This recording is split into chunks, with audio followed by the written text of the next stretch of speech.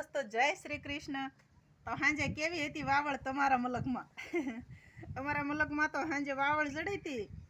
રાતના 10:30 વાગ્યા લગી એક જ દારૂ મથાણ ચાલુ રહ્યું હતું, કારણ કે 20,000ની કીટી, અમારે જ્યાં કપાસનો વેસ્ટ માલ હોય એને અમે કીટી પણ કહીએ અને ધૂસું પણ આઈકણ કહે છે।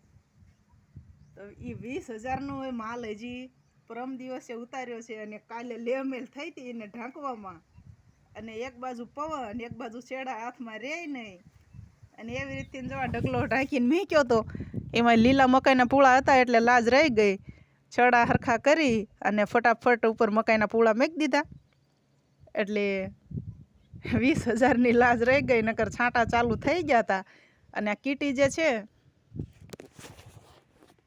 નકર આ કીટી છે ને એક વખત પાણી અડે ને એટલે હાવ પોળું થઈ જાય, અને અત્યારે એકદમ પોલી હોય અને પાણી અડે એટલે પોળું થઈ જાય, અને પછી ગાયોને ખાવાના મેળની ન રહે, અને એની અંદર કાંકરા ફટાફટ ચોંટી જાય, અને એક વખત કાંકરા ચોંટે પછી છૂટાઈ પડે નહીં કોઈ વાતે, એટલે એમના ભગવાને લાજ રાખી દીધી અને લાજ રહી ગઈ। ગાયું હાટું નીણ હતી એટલે અને ટાઈમસર પવન હતો બહુ, તોય છતાંય ટાઈમસર અમે ઢાંકી દીધું એટલે વાંધો ન આવ્યો। શાંતિ છવાઈ ગયેલી છે, આખા તબેલામાં શાંતિ છવાઈ ગયેલી છે। જો નાના મોટા બધા મારી હસલ સાંભળીને મારી સામું જોવે છે।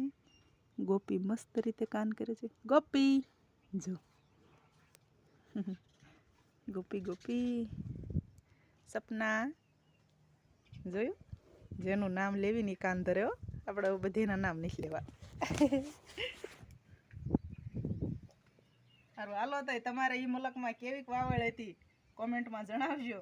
જય શ્રી કૃષ્ણ, ખુશ રહેજો।